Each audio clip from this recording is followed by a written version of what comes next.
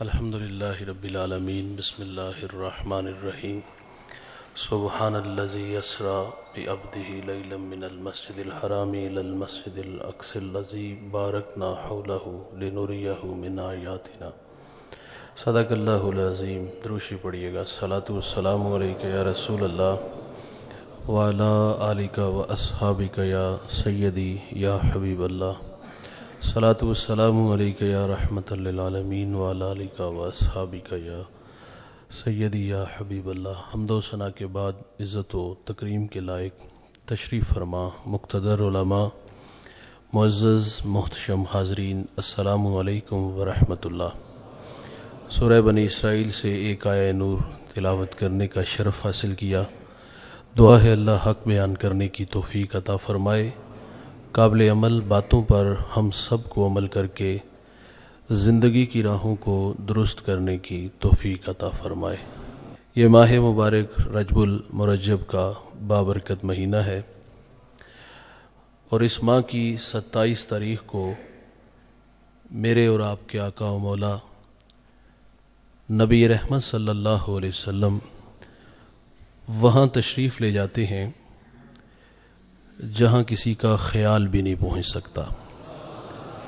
کوئی فلک تیرا یار گیا، کوئی جا سدرات ہار گیا، ایک کالیاں زلفاں والا سی جڑا عرش تو بھی لنگ پار گیا۔ کوئی حد ہے ان کے عروج کی، بلغ العلا بے کمال ہی۔ یہ حضور کا اعزاز کہ حضور نے سر کی آنکھوں سے رب کا جمال دیکھا تو جی بھر کے دیکھا۔ حضور کے علاوہ یہ اعزاز کسی اور نبی کو نصیب نہیں ہوا۔ اللہ کے نبی حضرت موسیٰ علیہ السلام نے عرض کیا، رب ارنی، مالک تجھے بے نقاب دیکھنا چاہتا ہوں۔ تو جواب ملا تھا لن ترانی، آپ مجھے ہرگز نہیں دیکھ سکتے۔ یہاں فعل مستقبل کی ابدی نفی کی گئی ہے کہ کبھی بھی نہیں دیکھ سکتے۔ یہاں الجھاؤ پیدا ہوا۔ امتی اچھا عمل کرے تو اس کے لیے وعدہ جنت ہے، صرف وعدہ جنت نہیں بلکہ جنت میں رب کا دیدار بھی نصیب ہوگا۔ نبی بدرجہ اتم اس کا حقدار ہوتا ہے، لیکن یہاں موسیٰ علیہ السلام کو فرمایا کہ آپ کبھی بھی نہیں دیکھ سکتے۔ علماء کہتے ہیں یہاں کچھ مقدر ماننا پڑے گا، جس طرح ہم پڑھتے ہیں بسم اللہ الرحمن الرحیم، اللہ کے نام سے شروع، تو فرمایا یہ شروع کس کا ترجمہ ہے؟ تو فرمایا اس میں اشرو مقدر ہے، اشرو بسم اللہ الرحمن الرحیم۔ تو فرمایا یہاں بھی کچھ مقدر ماننا پڑے گا، جہاں فرمایا کہ آپ کبھی بھی نہیں دیکھ سکتے، تو فرمایا یہاں مقدر یہ ہے کہ حتی یرانی محمد، فرمایا موسیٰ اتنی دیر تک نہیں دیکھ سکتے جتنی دیر تک مجھے محمد عربی نہیں دیکھ لیتے۔ انہوں نے ضد کی کہ میں نے دیکھنا ہے۔ علماء کہتے ہیں ضد کیوں کی گئی؟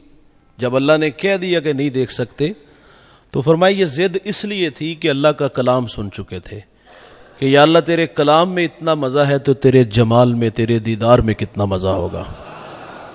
تو پھر موسیٰ علیہ السلام نے کہا کہ میں نے دیکھنا ہے، تو اللہ نے فرمایا پہاڑ کی طرف دیکھو۔ اللہ نے پہاڑ پہ ذاتی نہیں صفاتی تجلی کا پرتو ڈالا۔ قرآن کہتا ہے خر موسیٰ صاعقہ، تاب نہیں لا سکے، بے ہوش ہو گئے، زمین پہ تشریف لے آئے، آنکھوں میں دیدار الہی کا سرما پڑا تو آنکھیں روشن کتنی ہوئی۔ 27 میل دور غار ہے، غار میں کالے رنگ کا پتھر ہے، پتھر پہ کالے رنگ کی چیونٹی چلتی ہے۔ اللہ کا نبی اس چیونٹی کو دیکھتا بھی ہے، چلنے سے جو آواز پیدا ہوتی ہے اس آواز کو بھی سنتا ہے۔ یہ کلیم ہے، میرے نبی حبیب ہیں۔ انہوں نے صفاتی تجلی کا پرتو پڑھتے دیکھا تو آنکھیں روشن ہوئی، سماعت کا شور بڑھا۔ معراج کی شب میرے نبی صفاتی نہیں ذاتی تجلیات میں گم رہے تھے۔ بتاؤ نگاہ محمد کا کیا عالم ہوگا؟ اسی لیے دیوانے کہتے ہیں نا کہ مدینہ تو دور ہی کوئی نہیں، فریاد امتی جو کرے حال زار میں، ممکن نہیں کہ خیر البشر کو خبر نہ ہو اور ہم یہاں سے پڑھیں وہ مدینے سنیں۔ مصطفیٰ کی سماعت پہ لاکھوں سلام۔ یہ حضور کا اعزاز کہ حضور نے سر کی آنکھوں سے رب کا جمال دیکھا۔ حضور کے علاوہ یہ کسی اور نبی کو اعزاز نہیں ملا۔ میں معراج النبی کا پس منظر آپ لوگوں کے سامنے رکھوں گا۔ ایک بات یاد رکھیے گا، یہ اللہ کی عادت ہے، اللہ جس کو جتنا بڑا مقام دیتا ہے نا، اس کو پھر آزمائش کی اتنی بڑی راہ سے بھی گزارتا ہے۔ یاری تیری سونا پر آزمائشاں تیریاں اگ، سونا پرکھیا جاوندا اے نال اگاں دے لگ، جس کو اللہ جتنا بڑا مقام دیتا ہے اس کو پھر آزمائش کی اتنی بڑی راہ سے گزرنا پڑتا ہے۔ آپ نبیوں کی زندگیوں کا مطالعہ کر کے دیکھ لو، اگر ان کے سروں پر نبوت کے تاج ہیں تو میرے مالک نے انہیں آزمایا کس قدر۔ اللہ کے نبی ہیں حضرت ایوب علیہ السلام، آپ کی معیشت بڑی مضبوط تھی، 40,000 بکریوں کا ریوڑ تھا، 40 باغ تھے، 400 غلام تھا، اور اللہ نے چاند جیسے 12 بیٹے بھی عطا فرمائے تھے۔ اللہ نے فرشتے کو بھیج دیا کہ جاؤ میرے نبی سے کہو کہ آزمائش کے لیے تیار ہو جاؤ، تو آپ فرماتے جے سونا میرے دکھ وچ راضی تو میں سکھ نو چلے رہا ہوں۔ کہا مالک میں آنے والی ہر آزمائش پہ صبر کروں گا۔ سنیے گا بھائی، آپ ممبر پہ تشریف فرما ہیں اور تا حد نظر آپ کے حواری ہیں، آپ ان سے ماہو کلام ہیں۔ اچانک ایک غلام دوڑا آیا اور اس نے آ کے عرض کیا کہ حضرت غضب ہو گیا، 40,000 بکریوں کا ریوڑ پانی کی بے رحم موجیں بہا کے لے گئیں، آپ نے صبر کیا۔ ابھی اس کی بات ختم نہیں ہوئی کہ ایک اور آ گیا، حضرت غضب ہو گیا، 40 باغ ہوا کا تیز جھونکا اڑا کے لے گیا، آپ نے اس پر بھی صبر کیا۔ اچھا ایسا نہیں ہوا کہ درمیان میں 6 ماہ کا وقفہ ڈال لیا گیا ہو کہ اگلا امتحان 6 ماہ بعد لیا جائے گا، ایک وقت میں سارے امتحان ہیں۔ تیسرا آ گیا اور اس نے جو آ کے خبر دی نا بھائی، وہ خبر سن کے کلیجہ منہ کو آتا ہے۔ کہ حضرت غضب ہو گیا، آپ کے 12 بیٹے کسی کے ہاں مہمان بنے، مکان کی چھت گری اور آپ کے 12 کے 12 بیٹے شہید ہو گئے۔ اولاد آنکھوں کی ٹھنڈک من کا قرار ہوتی ہے دوست، اسے اسائی پیری کہتے ہیں، بڑھاپے کا سہارا کہتے ہیں۔ ایک جھٹکے میں 12 بیٹے چلے گئے، آپ نے اس پر بھی صبر کیا۔ پھر حضرت ایوب علیہ السلام کے جسم میں زخم آئے، یہ امتحان تھا، شہر والوں نے آپ کو شہر سے نکال دیا، یہ آزمائش تھی۔ جب زخم زبان تک آئے، زبان چاٹنے لگے، تو پھر اللہ کے نبی گویا ہوئے، محبت کی زبان بولی۔ شکوہ ہم لوگ کرتے ہیں، زندگی میں کوئی امتحان آ جائے نا تو ہم کہتے ہیں یا اللہ سارے دکھ غریباں واسطے نہیں، ساڑھے واسطے ہی نہیں۔ لیکن جو اہل اللہ ہوتے ہیں وہ راضی بر رضا رہتے ہیں۔ محبت کا نغمہ تھا یار، عرض کی مالک 40,000 بکریوں کا ریوڑ پانی کی بے رحم موجیں بہا کے لے گئی، میں نہ بولا۔ 40 باغ ہوا کا تیز جھونکا اڑا کے لے گیا، اے اللہ میں نہ بولا۔ میرے چاند جیسے 12 بیٹے شہید ہو گئے، اللہ میں نہ بولا۔ عرض کی مالک میرے انگ انگ میں زخم آئے، میرے جسم سے بوٹیاں ٹوٹ کے زمین پہ گری، اے اللہ میں نہ بولا۔ شہر والوں کی بے وفائی کا تذکرہ کیا، مالک مجھے شہر سے نکال دیا گیا، اے اللہ میں پھر بھی نہیں بولا۔ لیکن میرے مالک تجھ سے میری ایک درخواست ہے کہ میری اس زبان کو محفوظ رکھنا، وہ اس لیے کہ یہ زبان تیرا نام لیتی ہے، یہ زبان تیرے تذکرے کرتی ہے۔ اٹھ دی بہندی ٹردی پھر دی، ستیاں تے جاگ دی، نام جپ دی رو تے کھپ دی، ویہ سر اس راگ دی، نام جپیاں قرب ملدا، نام دی کر پوری سام، شیشی وچ کستوری جے کر پھر ضرورت کاغ دی۔ جسے اللہ عزتیں دیتا ہے بھائی اسے اللہ آزماتا بھی ہے۔ میرے اور آپ کے آقا و مولا نبی رحمت صلی اللہ علیہ وسلم، آپ امام الانبیاء ہیں۔ آپ کا اعزاز کہ آپ نے سر کی آنکھوں سے رب کا جمال دیکھا، اور زندگی میں امتحان کتنے آئے سنیے گا۔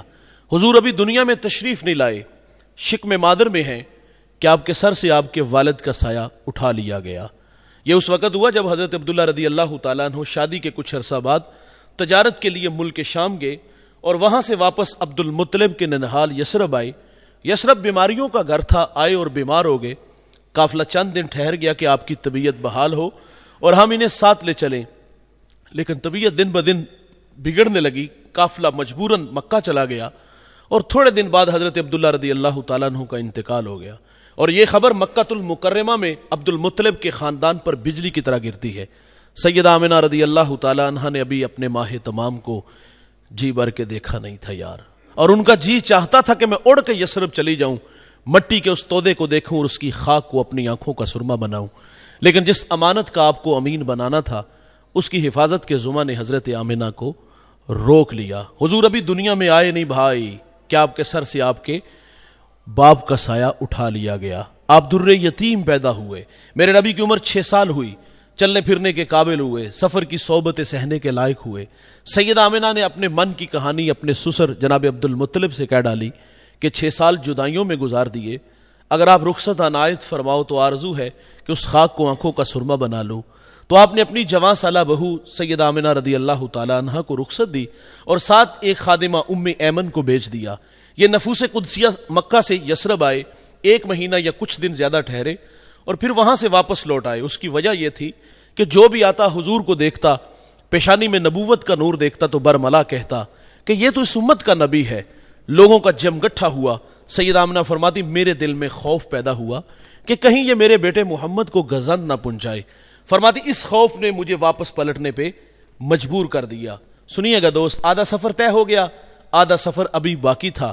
راستے میں ایک ابوا نامی بستی آئی جہاں سیدہ آمنہ رضی اللہ تعالی عنہا آ کر کے رک جاتی ہیں. آپ کو بخار نے آ گھیر لیا اور آپ جان گئے کہ یہ بخار جان لے گا. وقت رخصت ام ایمن کو کہا کہ میرے بیٹے محمد کو باحفاظت عبد المطلب تک پہنچا دینا, اور پھر حضور کو پاس بلایا. ادھر بچپنے کی معصومیت, پیشانی میں نبوت کا نور ماں بیٹے میں کھب سی جاتی ہے. 2-1 باتیں کی اور پھر ہمیشہ کے لیے پہاڑوں میں سو جاتی ہیں. آپ فرماتی بیٹا ہر نئی چیز نے پرانا ہو جانا ہے, ہر باقی نے فنا ہو جانا ہے. فرمایا بیٹا میں بھی جا رہی ہوں لیکن سنو میرا ذکر باقی رہے گا. فرمایا اس لیے کہ میں تیرے جیسا پاکیزہ اور ستھرا محمد چھوڑ کے جا رہی ہوں. سانسوں کی مالا ٹوٹ گئی, موتی فضا میں بکھرے, ماں سے لپٹے لپٹ کے روئے, ننھے ننھے ہاتھوں سے کالے پتھروں کی قبر بنائی, آنسوؤں کا چھڑکاؤ کیا, جہاں تک ماں نظر آتی رہی. میرے نبی پلٹ پلٹ کے ان کالے پتھروں والی قبر کو دیکھتے ہیں. میں سیدہ آمنہ رضی اللہ تعالی عنہا کے مزار پہ حاضر ہوا. پہاڑ کے نیچے تھا, ماحول خاموش تھا, ہوا کا کہیں سے کوئی ایک جھونکا بھی نہ آیا. لیکن جب ماں جی کے قدموں میں جا کھڑا ہوا, یقین جانو ایسا لگا کہ اللہ نے جنت کے 8 دروازے ہی کھول دیے ہوں. آج بھی جنت سے ٹھنڈی ہوائیں سیدہ آمنہ کو سلام کرنے آتی ہیں. ہم جب وہاں سے رخصت ہونے لگے تو میرے ساتھ کچھ دوست تھے. میں نے کہا آج ہم بھی یہاں سے رخصت, جس طرح حضور ماں سے بچھڑے اور بچھڑتے ہوئے حضور پلٹ پلٹ کے دیکھا تھا, میں نے کہا اسی ادا کو اپناتے ہوئے یہاں سے رخصت ہوں گے. جب پہلی دفعہ پلٹ کے دیکھا حضور کا بچپنا یاد آیا اور وہ تڑپتی کہانی آنکھوں کے سامنے آئی. پھر مقام بدر تک ہماری ہچکیاں اور سسکیاں تھمنے کا نام ہی نہیں لے رہی تھی. ام ایمن کہتی میں حضور کو لے کے پہاڑ سے نیچے آئی, پلٹ کے دیکھا تو حضور میرے ساتھ نہیں تھے. آپ فرماتی میں دوبارہ پھر پہاڑ پہ چڑھی. میری آنکھیں کیا دیکھتی ہیں, حضور ماں کے سرانے کھڑے ہیں اور وہاں کھڑے ہو کر کہہ رہے تھے امی جی آپ تو جانتے ہو کہ میرا اس دنیا میں آپ کے سوا کوئی بھی نہیں ہے. ام ایمن کہتی میری جان نکل گئی, سینے سے لگا لیا.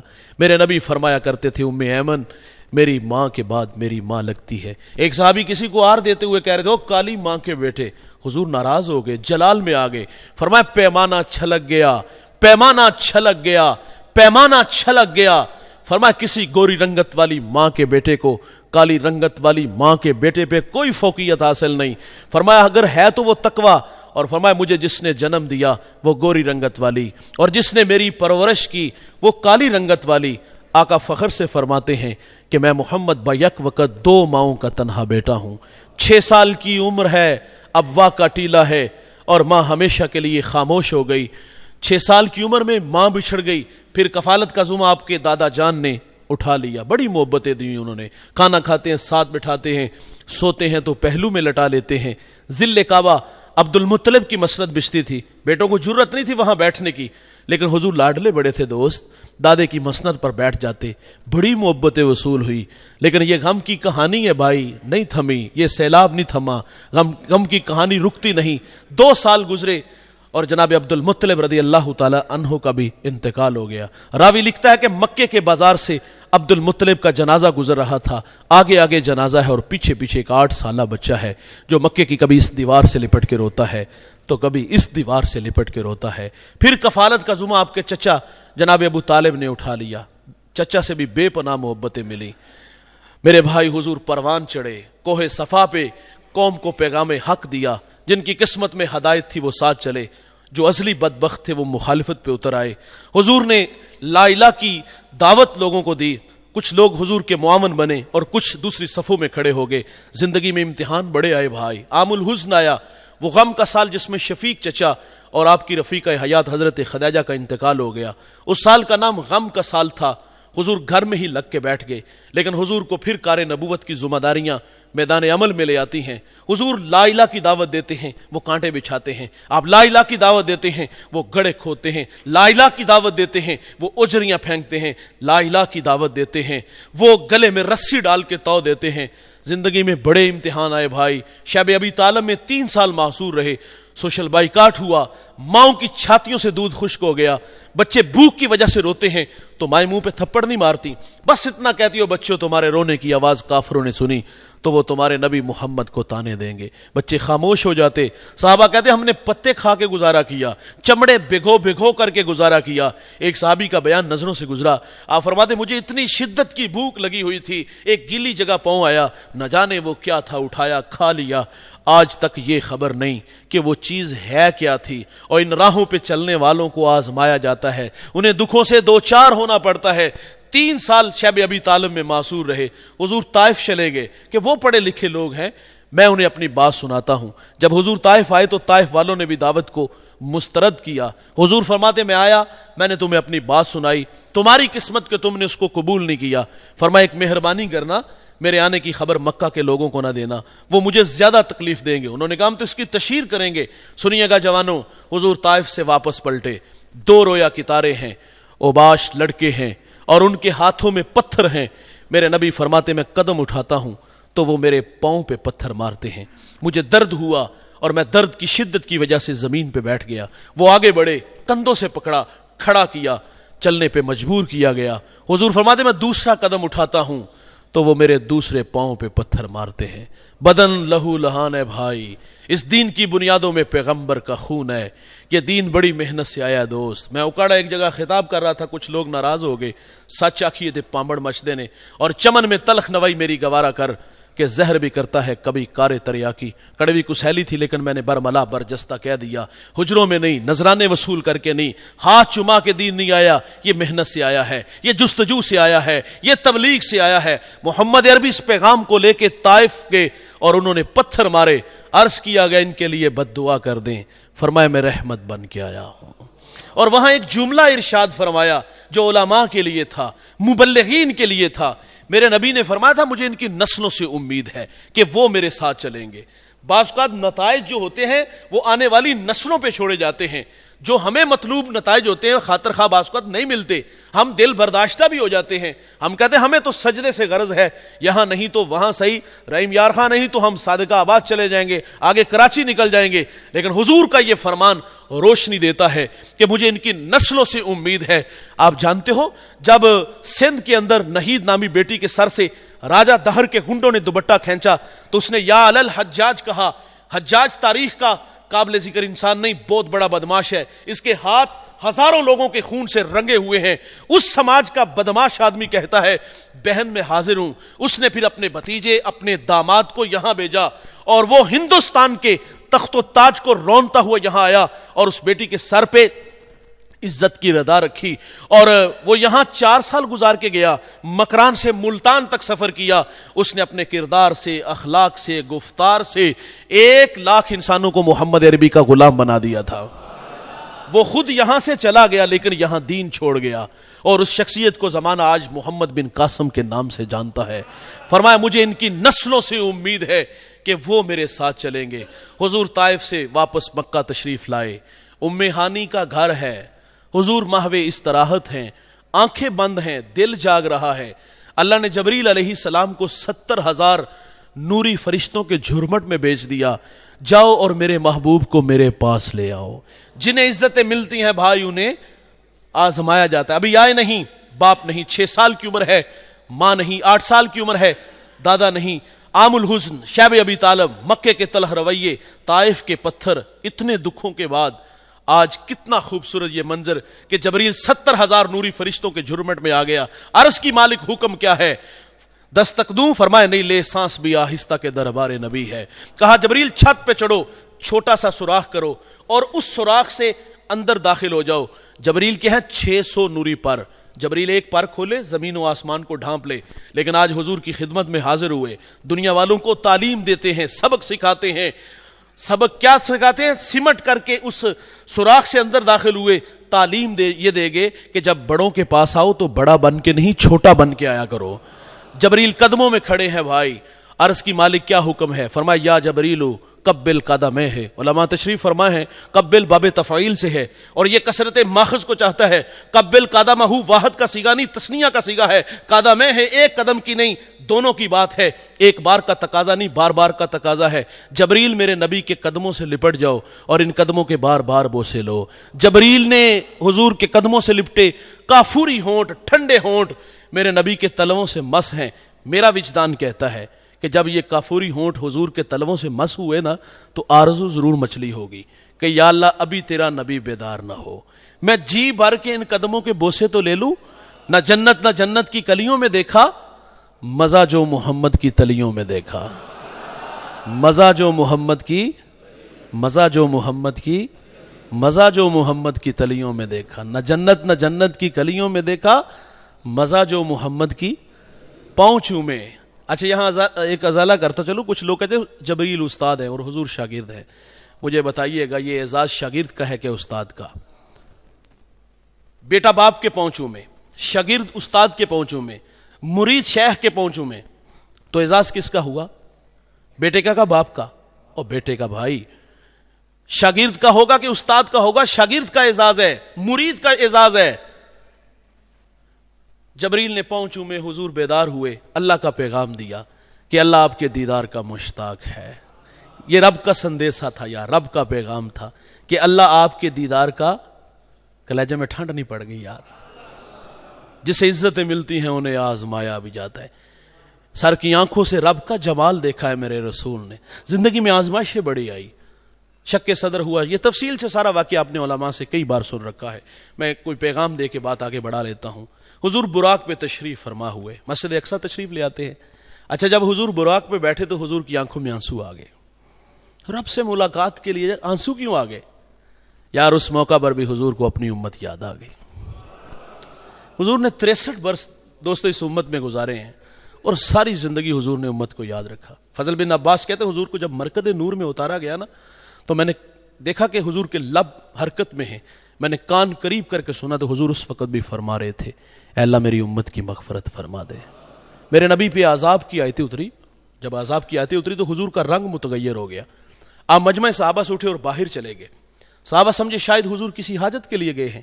تھوڑی دیر انتظار کیا, تشریف نہ لائے تو تلاش کرنا شروع کر دیا. 1 دن 2 دن حتیٰ کہ تیسرے دن کا سویرا طلوع ہو گیا. ممبر اداس, گلیاں اجڑ گئیں.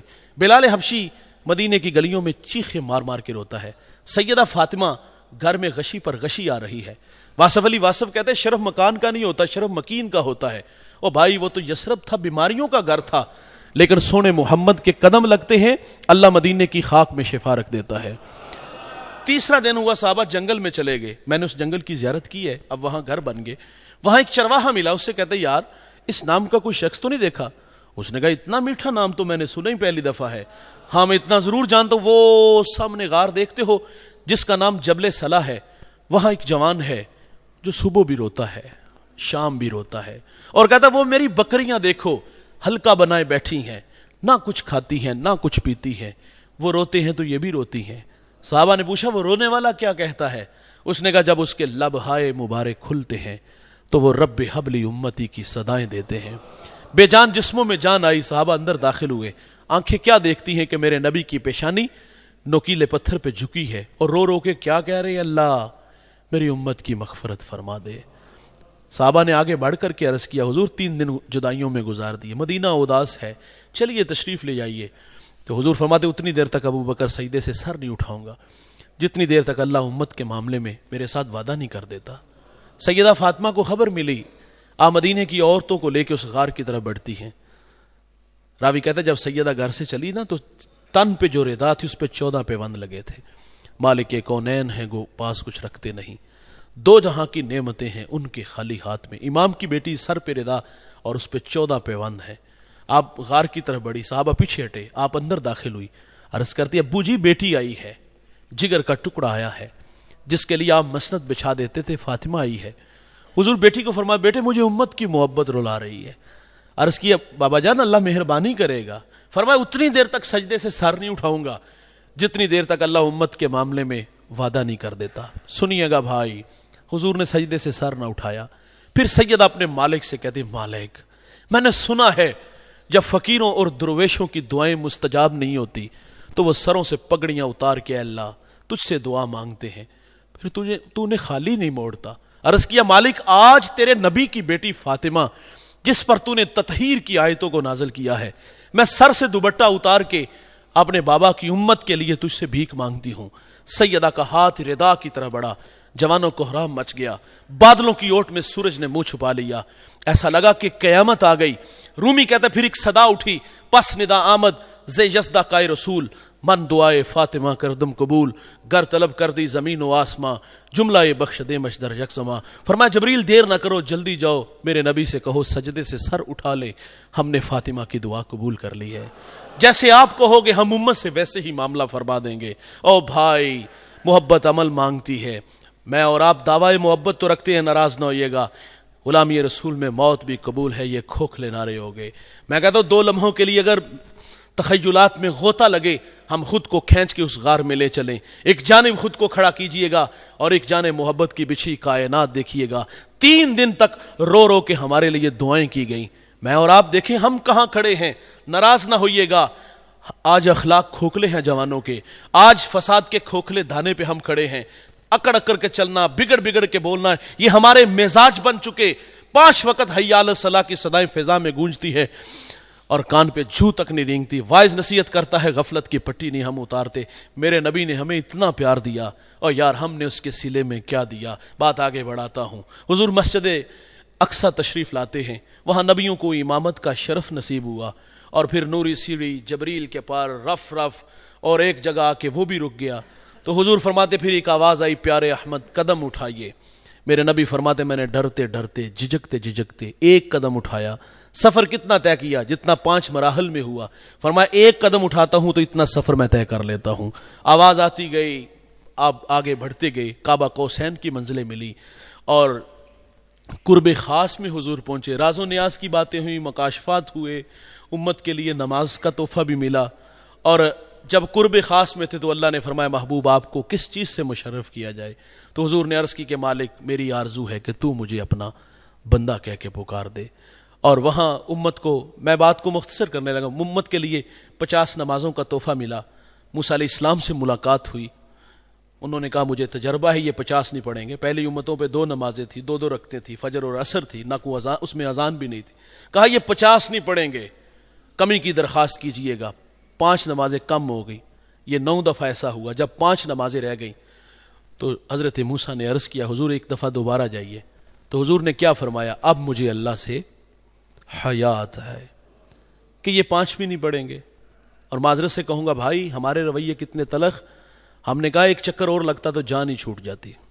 تحفہ دینے سے محبت بڑھتی ہے، امت کو میرے رسول نماز کا تحفہ دیتے ہیں، اور ہم نے اس تحفے کی کیا قدر کی؟ انتہائی معذرت سے کہوں گا ہم نے کیا قدر کی؟ ایک گھر میں 8 افراد ہیں، سب پہ نماز فرض ہے، کتنے لوگ نماز کے وقت آتے ہیں؟ گھروں کی تلاشی لو، مصلی نہیں ملیں گے، درود کی تسمیہ نہیں ملیں گے، بیٹے اور بیٹیوں کے پاس موبائل تو ملیں گے، دنیا کی ہر آسائش ملے گی، نہیں ملیں گے تو مصلی نہیں ملیں گے، سجدے نہیں ملیں گے۔ 5 نمازوں کا تحفہ ہم نے اس کی قدر کیا کی؟ انتہائی معذرت سے عرض کروں گا، حقوق اللہ میں قیامت کے دن سب سے پہلا سوال نماز کا ہونا ہے۔ سینکڑوں مرتبہ مختلف سیغوں کے ساتھ قرآن مجید میں نماز کی تلقین کی گئی ہے۔ میرے نبی بوقت وصال لبوں پہ کیا کلمات تھے؟ الصلاۃ الصلاۃ۔ حضور نے فرمایا مجھے تمہاری دنیا سے 3 چیزیں محبوب ہیں، ایک فرمایا خوشبو منکوحہ عورتیں، اور تیسرا فرمایا نماز میری آنکھوں کی ٹھنڈک۔ صحابہ کہتے ہیں ہم مسلمان اور کافر کے مابین جو فرق رکھا تھا وہ نماز کا تھا، جو نماز پڑھتا مسلمان سمجھتے، جو نماز نہ پڑھتا اس کے بارے میں رائے کیا تھی۔ اور ہمارے اسلاف کیا کہتے؟ سعدی شیرازی فرماتے بے نمازی کو قرض نہ دو، آپ فرماتے جو اللہ کا قرض ادا نہیں کرتا وہ تمہارا قرض کس طرح ادا کرے گا۔ شیخ عبد القادر جیلانی فرماتے بے نمازی کو مسلمانوں کے قبرستان میں دفن نہ کرو، اور سلطان باہو فرماتے بے نمازی سے خنزیر بھی پناہ مانگتا ہے۔ ہم کہاں کھڑے ہیں بھائی؟ بے نمازی کو ذلیل کر کے مارا جائے گا، بے نمازی کو اوندا کر کے جہنم میں پھینکا جائے گا، اس کی قبر تنگ ہو جائے گی، پسلیاں توڑ دی جائیں گے۔ حضور کی خدمت میں خاتون حاضر ہوئی، اپنے گناہوں کا اظہار کرتے ہوئے تڑپ کے کہتی ہے مجھے پاک کیجئے. 3 گناہ کیے اس نے, شادی شدہ تھی, شوہر دیار غیر گیا, اس دورانیہ نفس پہ کنٹرول نہ رکھ سکی, زنا ہو گیا. اور دوسرا گناہ کہا کہ میں حاملہ ہوئی, میرے پیٹ میں بچہ تھا, بچہ ہوا تو میں نے اس کو ذبح کر دیا, میرے پاس سرکے کا مرتبان تھا, میں نے اس مرتبان میں بچے کو پھینک دیا, گندا سرکہ بیچتی رہی. 3 گناہوں کا اظہار کیا. میرے نبی 3 گناہوں کی سزا بیان کرتے ہیں. تجھے رجم کیا جائے گا, تجھے قتل کیا جائے گا. فرمایا تو نے گناہ کبیرہ کیا, سرکہ گندا بیچا, اس کے اللہ سے معافی چاہ. 3 گناہوں کی سزا بیان کرنے کے بعد میرے نبی فرماتے تو جس درد سے روتی ہوئی میری خدمت میں آئی, میں محمد تو سمجھا شاید کہ تیری نماز عصر قضا ہو گئی ہو, شاید کہ تیری نماز عصر قضا ہو گئی. سری سکتی بہت بڑا نام ہے. بیٹا دنیا سے چلا گیا, دوران تدفین نماز عصر چلی گئی, سارا شہر افسوس کے لیے آیا, رونے لگے میرا پتر چلا گیا, سارے شہر نے افسوس کیا. نماز چلی گئی, کسی نے بھی افسوس نہیں کیا. بھائی جان, میں اور آپ اپنی اپنی نمازوں کا حساب لگائیں تو ابھی ہم بتا دیں گے کہ ہم نے زندگی میں نمازیں پڑھی کتنی ہیں. چھوڑنے کی بات نہیں کر رہا, پڑھی کتنی ہیں انگلیوں کے پوروں پہ گن کے بتائیں گے. کچھ لوگوں کے پاس صرف فجر کی نماز ہے, کچھ لوگوں کے پاس صرف ایک جمعے کی نماز ہے, اور کچھ لوگ ایسے جن کے پاس صرف سال کی ایک عید کی نماز ہے. اچھا, جو سال بعد اللہ کے گھر میں آیا اس کی آنکھوں میں آنسو تھے؟ جو سال بعد آیا آنکھیں جھکی ہوئی تھی؟ جو سال بعد آیا سجدے میں تڑپ کے معافی مانگتا ہے؟ جو سال بعد آیا عزم کر کے گیا کہ یا اللہ اب تیری چوکھٹ سے دور نہیں جاؤں گا, تیرا بندہ ہوں, تیرے حضور جھکوں گا. جو سال بعد آیا وہ اتنا بے شرم ہو کے آیا کہ وہ از راہ تمسخر کہتا ہے کہ کافر ہو کے مرنے, ساری ایک تو نماز پڑھیں گے, کسی کے پاس ایک نماز, کسی کے پاس جمعہ, کسی کے پاس فجر کی نماز. بھائی جان, قیامت کو اللہ فرمائے گا مجھے سجدہ کرو. ہاں, اس دن بے نمازی بھی چاہے گا ساری زندگی اللہ دی نہیں مننی, اج ہی سجدہ کر لوا, لیکن اس دن سجدہ نہیں ہوگا بھائی, کمرے یوں اکڑ جائیں گی. سنو, بے نمازی کہاں کھڑا ہوگا؟ فرعون, قارون, حامان. آپ جانتے ہو یہ لوگ کون ہیں؟ یقیناً آپ جانتے ہیں, یہ اللہ رسول کے دشمن ہے. اللہ رسول کے دشمن جس صف میں کھڑے ہوں گے اسی صف میں بے نمازی ہوگا. میں ڈسٹرکٹ منڈی باولدین ایک جگہ خطاب کے لیے گیا, نماز کا ٹائم تھا. پہلی صف میں ہمارے ساتھ ایک ذات کا مصلی کھڑا تھا, تو چودھری صاحب نے اس کو کھینچ کے پچھلی صف میں کر دیا اور کیا کہا کہ تیرے ساتھ تو میری نماز بھی نہیں ہوتی. ساگر نے کہا تھا کون کہتا ہے کہ ظلمات نے دم توڑ دیا ہے؟ ہم آج بھی اندھیروں میں کھڑے ہیں. کمی کے ساتھ کھڑا ہونا توہین سمجھتے ہیں. جو اللہ رسول کے دشمن ہوں گے ان کے ساتھ کھڑا ہونا اعزاز کی بات ہوگی. آج ریشو نکال لو بے نمازی لوگوں کی. آج نماز کی دعوت دے تو وہ کہتے ہیں کپڑے نہیں پاک. مولوی صاحب, کپڑوں کی کہانی نہیں, من گندے ہیں. اگر یہاں روشنی ہوتی تو بھائی پیوند لگے کپڑے بھی اللہ کے حضور جھکا دیتے. کچھ لوگ کہتے ہیں میرے حصے بھی پڑھ آیا, اور کچھ لوگ کہتے ہیں کل سے شروع کریں گے. کتنے لوگ ہیں یار جو کل سے شروع کر رہے ہیں لیکن کل نہیں آئی بھائی, قبر میں چلے گئے. یہ کندھے گواہ ہیں یار, وہ کل والے کتنے لاشیں ہیں جو آپ نے اٹھایا, میں نے اٹھائے ہیں.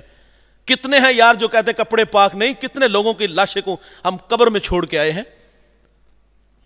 زندگی کا پتہ ہی کوئی نہیں یار, کب سانسیں ٹوٹ جائیں اور ہم موت کی گھاٹ اتر جائیں. ساتھ سجدے لے کے جاؤ یار, ورنہ قیامت کے دن رسوا ہونا پڑے گا. امت کو نماز کا تحفہ دیا, آج کس بزم میں وعدہ کرو, یہ معراج کا تحفہ ہے کہ آج کے بعد ہم نماز نہیں چھوڑیں گے. ہم نے اللہ سے وعدہ کرنا ہے, میں بھی آپ کے ساتھ شامل ہوں, ہم آج کے بعد نماز نہیں چھوڑیں گے, خود بھی پڑھیں گے, ہم اپنی نسلوں کو بھی اللہ کے حضور جھکائیں گے. اور آخر پہ ایک بات یہ بھی عرض کروں گا کہ جہاں امت کو نماز کا تحفہ ملا, وہاں معراج میں جو راز و نیاز کی باتیں ہوئی تھی, ان باتوں میں ایک بات سیدہ عائشہ رضی اللہ تعالیٰ عنہ کے ذریعے وہ ہمارے تک پہنچی, وہ بھی بڑی اہم بات ہے, سنتے چلیے گا. اما عائشہ فرماتی ہیں ایک دن دریائے رحمت جوش میں تھا اور حضور فرماتے عائشہ مانگو, کیا مانگتی ہو, جو مانگو گی عطا ہوگا. عرض کی حضور اگر آپ مجھے اختیار دیں تو میں اپنے والد گرامی سے مشورہ کر لوں. حضور فرماتے آپ کر لیں. اب سیدنا صدیق اکبر کی خدمت میں حاضر ہوئی, کہا ابا جان حضور نے مجھے اختیار دیا ہے, جو مانگو گی عطا ہوگا. تو آپ فرماتے بیٹا حضور سے عرض کرنا معراج کی شب جو رب سے باتیں ہوئی تھی راز و نیاز کی, ان میں ایک کوئی بات ارشاد فرما دے. ساتھ وعدہ لے لیا, مجھے بھی بتانا ہے. آپ نے آ کر کے عرض کیا کہ حضور معراج کی شب جو راز کی باتیں ہوئی تھی اس میں ایک بات ارشاد فرما دے. تو میرے نبی فرماتے جو کوئی کسی کا ٹوٹا ہوا دل جوڑے گا وہ بغیر حساب و کتاب کے جنت میں جائے گا. آپ نے والد گرامی کو عرض کیا تو آپ رونے لگے. کہا ابا جان یہ تو بہت بڑی بات ہے. آپ فرماتے تصویر کا دوسرا رخ دیکھو, جو ٹوٹا دل جوڑے گا وہ جنت میں جائے گا, اور جو کوئی کسی کا دل توڑ بیٹھے وہ تو سیدھا جہنم میں جائے گا نا. آج ہمارے ہاتھوں میں سوئی دھاگے نہیں بھائی, کینچیاں ہیں. ہم جوڑنے والے نہیں, ہم کاٹنے والے ہیں. آج زبانیں زہر اگلتی ہیں, کوبرا سانپ سے بھی زیادہ زہریلی ہیں. معذرت سے کہوں گا, لوگ بڑے فخر سے بات کو بتاتے ہیں کہ جی 20 سال ہو گئے بھائی کو منہ نہیں لگایا. کیا غلط کیا اس نے بھائی؟ 1 انچ دیوار رکھنے پہ بھائی سے جھگڑا ہوا اور 20 سال بھائی سے کلام نہیں کیا. میں کہتا ہوں یار کتنے افسوس کی کہانی ہے یار. دل سینوں میں دل ہے یا پتھر ہے یار؟ کیا ہمیں ماضی یاد نہ آیا؟ کیا ہمیں ماضی کے دریچوں میں ہم نے جھانک کر کے اپنا بچپن نہ کہیں کبھی کبھی دیکھا؟ وہ ہمیں اداسیاں یاد نہ آئی؟ وہ پیار کی کہانی یاد نہ آئی کہ یہ وہی بھائی تھا جس کی انگلی تھام کے اسکول جاتا تھا؟ یہ وہی بھائی تھا جس کے ساتھ بیٹھ کے ایک برتن میں کھانا کھاتا تھا؟ یہ وہی بھائی ہے جو ایک چارپائی پہ جفی لگا کے دونوں بھائی سویا کرتے تھے؟ اداسیاں تھی. لیکن آج 20 سال ہو گئے یار, اس بھائی نے بھائی کے ساتھ کلام نہیں کیا. اور باقاعدہ کہتا میں تھوک کے چٹنا نہیں, چوکوں میں چوباروں میں جو ہے وہ برادری میں بیٹھ کے اس کی جو نا وہ کیا چگلیاں کیا کچھ نہیں ہم لوگ کرتے. 20 سال ہو گئے بھائی سے نہیں ملیا, فخر کی بات ہے. اور کچھ لوگوں نے تو ناراضگیاں سنبھال کے رکھی. میرا تعلق دیہات سے ہے, شاید یہاں بھی ایسے رویے آپ نے دیکھے ہوں گے. ہمارے ہاں کچھ لوگوں نے ناراضگیاں سنبھال کے رکھی ہیں. اور وہ ناراضگیاں کیسی ہوتی ہیں کہ کل کو بیٹی کا نکاح ہونا ہے نا, جوان ہونی ہے, کل میری ضرورت ہوگی, نئی رشتہ داری جوڑے گا تو وہ پوچھیں گے بڑا بھائی کیوں نہیں آیا, چھوٹا بھائی کیوں نہیں آیا. تو پھر کیا جواب دے گا کہ اس نے اپنوں کے ساتھ بنا کے نہیں رکھی, اس نے کیا بیٹی کی تربیت کی ہوگی. 20 سال 10 سال انتظار کرتا رہا بھائی کہ اس کی بیٹی کل کو بڑی ہوگی, نکاح کا موقع ہوگا تو میں ذلیل کروں گا, میں بدلے لوں گا. گل ویلے دی پھل موسم دا, یہ باتیں ہم نے سنبھال کے رکھی ہیں. اور جب 20 سال بعد وہ بھی کوئی بھائی سے معذرت کرنے نہیں جاتا. وہ جس طرح کہتا ہے گدے کو باپ کہنے والی کہانی, وہ صرف وہ بھی اپنا وقت نکالنے کے لیے وہ کہتا ہے کوئی مسئلہ نہیں یار, 2 منٹ واسطے جا کے معذرت کر لوں گا. اور جب وہ جاتا ہے وہ ٹھڈے مارتا ہے. وہ بھی اتنی جلدی راضی نہیں نہ ہوتا. جو تکلیف سے وہ گزرا, 20 سال انتظار کرتا رہا, برادری آئی, رشتہ دار آئے, اور عین برات کے وقت وہ شہزادے تشریف لاتے ہیں. نہ وہ اللہ کی رضا کے لیے آیا, نہ اس نے اللہ کی رضا کے لیے اس سے معذرت کی. وہ یار نفرتیں لے کے قبر میں چلے جانا ہے. آج مر گئے, کل دوسرا دن, کیا لے کے جائیں گے وہاں, کیا منہ دکھائیں گے. اور ہم نے تو باقاعدہ اپنے بچوں کو نفرت کا درس دیا ہوا ہے. میں مر گیا تو چاچے نے میرے جنازے تے آنے دینا, تکے دے کے گھروں کٹ دینا. یہ بھائی کے بارے میں کیا کہہ رہا ہے یار. اور میں کچھ نالائق بیٹوں کو بھی جانتا ہوں جنہوں نے باقاعدہ اپنے بوڑھے باپ کو کہا کہ میں مر گیا تو میرے جنازے پہ آپ نہ آنا, آپ مر گئے تو میں نہیں آؤں گا. اور ایسے سفاک اور ایسے نافرمان بیٹے بھی دیکھے کہ بوڑھے باپ کا لاشا گھر میں پڑا ہے, محلے دار ترلے کر رہے ہو پترا جا کے منہ ویہ لے, اوے اس کی چارپائی کو کندھا دے, او تیرا حق ہے غسل دینا, تو جا کے غسل دے. وہ کہتا وعدہ کیا تھا اگر تو مرے گا تو میں نہیں آؤں گا. نہ قبر پہ مٹی ڈالنے گیا, نہ اس کی لاش کے پاس بیٹھ کے آنسو بہائے, اور نہ اس کی قبر پہ پھول ڈالنے گیا. ایسے نالائق اور سفاک بیٹے بھی ہم نے دیکھے. میں ادھر ٹوبہ ٹیک سنگھ ایک جگہ حاضر ہوا, 18-20 سالہ جوان, سر پہ امامہ, سفید لباس, بڑا خوبصورت جوان. مجھے دوستوں نے بتایا یہ صبح لوگوں کو نماز کے لیے اٹھاتا ہے. میں نے بہت ساری دعائیں دی. آج کا جوان تو چوک چوباروں میں نظر آتا ہے, چھٹی کے وقت اسکول کے گیٹ کے سامنے جوانیاں برباد کرتے نظر آتا ہے. آج کا جوان تو رقص و سرود کی محفلوں میں نظر آتا ہے. میں نے کہا تو کتنا سعادت مند بیٹا ہے. ساتھ ایک صاحب نے سرگوشی کی, وہ کہتا ہے مولانا یہ باپ کا گستاخ بھی بڑا ہے. دستار کے ہر پیش کی تصدیق ہے لازم, ہر صاحب دستار معزز نہیں ہوتا, بڑی بڑی پگڑیوں باندھنے سے بندہ بڑا نہیں ہوتا, رویوں سے بڑا ہوتا ہے. میں نے کہا بیٹا یہ تو بہت بری بات. وہ کہتا مجھے بھی بٹھاؤ, میرے باپ کو بھی بٹھاؤ, میں غلط ہوا تو جوتے کھاؤں گا. چرب زبان تھا. میں نے کوئی 1-2 بات ایسی کی جو دل کی دروازے پر دستک کا سبب بنا. میں نے کہا جا معذرت کر کے آ یار. وہ کہتا نہیں مانیں گے. میں نے کہا بڑے ہیں یار. آدھے گھنٹے بعد 20 منٹ بعد واپس آیا, آنکھوں میں آنسو تھے. میں نے کہا کیا ہوا؟ وہ کہتا یوں ہاتھ باندھ کے کھڑا ہوا ہوں, میرے ابا نے مجھے سینے سے لگا لیا ہے, آج لگ جو سینے سے کل قبروں سے لپٹ کے رونا پڑے گا. ہاں پھر پچھتانے سے کیا ہوگا بھائی. اور یار آپ بھائی ہو, کیوں نہیں بھائی کو معاف کرتے یار. حضرت حنفیہ بھائی سے ناراض ہو گئے, صلح کے لیے گئے, راستے میں ہو کے واپس آ گئے, آگے خط لکھا اپنے بھائی کو. خط کی تحریر بڑی خوبصورت ہے. خط کا تحریر کیا تھی؟ بھائی جان میں آپ سے صلح کے لیے آ رہا تھا, مجھے راستے میں نانا مصطفیٰ کا فرمان یاد آ گیا, جنت میں وہ پہلے جائے گا جو صلح میں پہل کرے گا. کہا میری آرزو آپ بڑے ہو اور بڑا بھائی پہلے جنت میں جائے, میں ناراض ہوں اور آئے اور میرے ساتھ صلح فرما لے. معاف کر دو یار, یار میں آپ لوگوں کے آگے ہاتھ جوڑ دوں گا, میں آر محسوس نہیں کروں گا. یقین جانو یہ نفرتیں لے کے جائیں گے تو رب کو منہ دکھانے کے قابل. خدا کے لیے میں ان بیٹوں سے کہوں گا اللہ کے واسطے یار اپنے بوڑھے ماں باپ کو راضی کر لو. اور یاراں نو ویکھ کے بازو پھیلاندے ہو, بڈھے باپ نو دیکھ کے رستہ بدل لیندے ہو, اور یار خود شہروں میں آگے انہیں ذلیل کر دیا, دیہاتوں میں چھوڑ آئے ہو یار, صدقہ و خیرات کھانے لگے وہ بوڑھے. خدا کے لیے اپنے بوڑھے ماں باپ کو کے ساتھ صلح کر لو. کوئی بھائی ناراض ہے, میں ہاتھ جوڑ لیتا ہوں یار اپنے بھائی سے معذرت کر لو یار. وہ کبھی آج موقع ملے, میں بھی آپ کے ساتھ شامل ہوں, کبھی ہمیں موقع ملے کچھ آدھا گھنٹہ ہم ماضی کے اوراق پلٹیں اور ان اوراق میں سے وہ اپنا بچپن ڈھونڈے اور وہ محبت کی کہانی, وہ گھر کا خوبصورت ماحول نظر آئے, تو پھر ہم سوچے کہ ہم سے ناراضگی کا سبب کیا بنا ہے. تو یقین جانو چھوٹی چھوٹی باتیں نظر, بچوں پہ جھگڑا ہوا, 1 انچ دیوار رکھنے پہ جھگڑا ہوا. تو بھائی جان جب آپ ماضی کی طرف پلٹ کے دیکھو گے تو پھر قدم آگے بڑھیں گے, لیکن اگر آپ نفرت ہی لے کے جاؤ گے تو اللہ راضی نہیں ہوگا. بھائی آج کی اس بزم میں یہ بھی وعدہ کرو کہ ہم اپنے بوڑھے ماں باپ کو اگر ناراض کیے تو ان سے معذرت کریں گے. بھائی ناراض ہیں تو بھائی, اچھا دوست بہت بڑی نعمت ہوتی ہے یار. اگر تمہارا کوئی دوست تم سے ناراض ہو گیا یار تو اس سے معذرت کر لو. بڑا وہی ہوتا ہے جو صلح میں پہل کرتا ہے. قدم بڑھائیے بھائی, نفرتیں کم کریں, محبتیں پھیلائیں. اللہ مجھے آپ کو عمل کے جذبے عطا فرمائے. آخر پہ ایک عرض کروں گا, انشاءاللہ العزیز ہمارے مرکز مصطفیٰ میں گجرانوالہ میں سالانہ مصطفیٰ اجتماع ہوتا ہے حسب روایت. انشاءاللہ اس سال بھی 13 مارچ بروز اتوار دوپہر 12 بجے سے لے کر نماز عصر تک یہ پروگرام جاری رہے گا. اس میں تلاوت, نعت, مصطفی مبلغین کے خطابات ہوں گے. بعد عظیم پیرزادہ محمد رضا ساکی مصطفی صاحب امیر اعلیٰ ادارت المصطفیٰ آپ خصوصی خطاب فرمائیں گے. آپ دوستوں سے گزارش ہے کہ نور و نگہت سے لبریز اس محفل نور میں تشریف لا کر ابدی سعادتوں کے حقدار بنیے گا.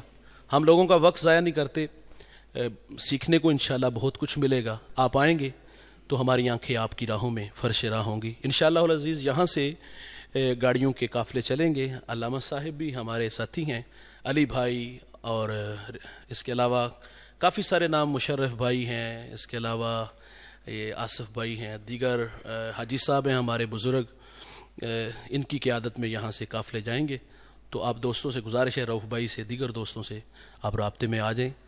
تو یہاں سے یہ کس دن آپ یہ قافلہ چلے گا جی؟ 12 کو آپ یہاں سے نکلیں گے, 12 رات 7 بجے یہاں سے نکلیں گے تو انشاءاللہ فجر تک مرکز مصطفیٰ میں انشاءاللہ آپ سے ملاقات ہوگی. اللہ آپ سب کو جزائے خیر عطا فرمائے.